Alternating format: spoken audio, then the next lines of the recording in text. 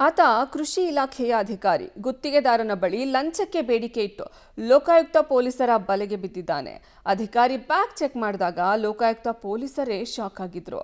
ಅರೆ, ಬ್ಯಾಗ್ನಲ್ಲಿ ಏನಿತ್ತು ಅಂತೀರಾ? ಈ ಸ್ಟೋರಿ ನೋಡಿ.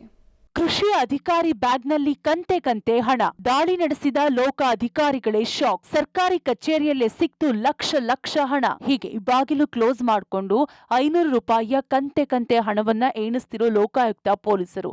ಇನ್ನು ಲೋಕ ಬಲೆಗೆ ಬಿದ್ದು ಸಪ್ಪೆ ಮೊರೆ ಹಾಕೊಂಡು ಕೂತಿರೋ ಅಧಿಕಾರಿ ದೃಶ್ಯ ಕಂಡು ಬಂದಿದ್ದು ಚಿಕ್ಕಬಳ್ಳಾಪುರದಲ್ಲಿ. ಇತ್ತ ಬಾಗೇಪಲ್ಲಿ ತಾಲೂಕಿನ ಕೃಷಿ ಅಧಿಕಾರಿ ಶಂಕರಯ್ಯ. ಕೃಷಿ ಅಧಿಕಾರಿ ರೈತರ ಕೆಲಸಗಳನ್ನ ಮಾಡಿಕೊಡೋದು ಬಿಟ್ಟು ಗುತ್ತಿಗೆದಾರ ಮಂಜುನಾಥ್ ಎಂಬುವರ ಬಳಿ 3 ಲಕ್ಷ ಹಣಕ್ಕೆ ಬೇಡಿಕೆ ಇಟ್ಟಿದ್ದಂತೆ.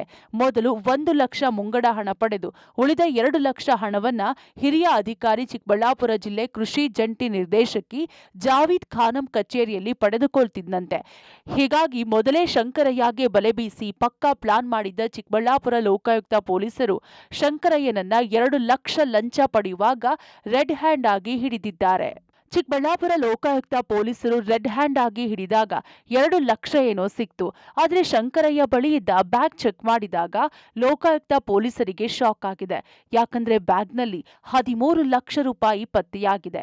500 ರೂಪಾಯಿ ಮುಖಬೆಲೆಯ ಕಂತೆ ಕಂತೆ ನೋಟುಗಳು ಸಿಕ್ಕಿವೆ. ಶಂಕರಯ್ಯ ಬಳಿ ಇದ್ದ 2 ಲಕ್ಷ ಲಂಚದ ಹಣ, ಬ್ಯಾಗ್ನಲ್ಲಿದ್ದ 13 ಲಕ್ಷ ಎಲ್ಲವನ್ನೂ ವಶಕ್ಕೆ ಪಡೆದು ವಿಚಾರಣೆ ಮುಂದುವರೆಸಿದ್ದಾರೆ.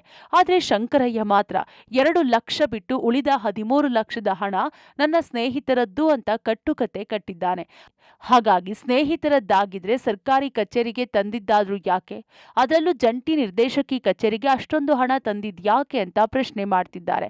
ಆದ್ರೆ ಅದ್ಯಾವುದಕ್ಕೂ ಶಂಕರಯ್ಯ ಮಾತ್ರ ಬಾಯಿ ಬಿಡ್ತಿಲ್ಲ. ಲೋಕಾಯುಕ್ತರಿಗೆ ದೂರು ನೀಡಿರೋ ಗುತ್ತಿಗೆದಾರ ಮಂಜುನಾಥ್ ಬಾಗೇಪಲ್ಲಿ ತಾಲೂಕಿನಲ್ಲಿ ಕೃಷಿ ಇಲಾಖೆಯಡಿ ಗುತ್ತಿಗೆ ಕಾಮಗಾರಿಗಳನ್ನ ಮಾಡಿದ್ದು ಆ ಸಂಬಂಧ 50% ಕಮಿಷನ್ ಕೊಡಬೇಕು ಅಂತ ಶಂಕರಯ್ಯ ಡಿಮ್ಯಾಂಡ್ ಮಾಡ್ತಿದ್ರಂತೆ.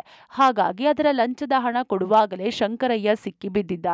ಆದ್ರೆ ಶಂಕರಯ್ಯ ಬಳಿ ಸಿಕ್ಕಿರೋ ಈ ಕಂತೆ ಕಂತೆ ಹಣದ ಹಿಂದೆ ಬಾಗೇಪಲ್ಲಿ ಎಡಿ ಲಕ್ಷ್ಮಿ ಸೇರಿದಂತೆ ಜೆಡಿ ಜಾವೀದ್ ಖಾನಂ ಪಾತ್ರದ ಬಗ್ಗೆಯೂ ಶಂಕೆ ಇದ್ದು ಅದರ ಬಗ್ಗೆಯೂ ಲೋಕ ಪೊಲೀಸರು ತನಿಖೆ ನಡೆಸುತ್ತಿದ್ದಾರೆ.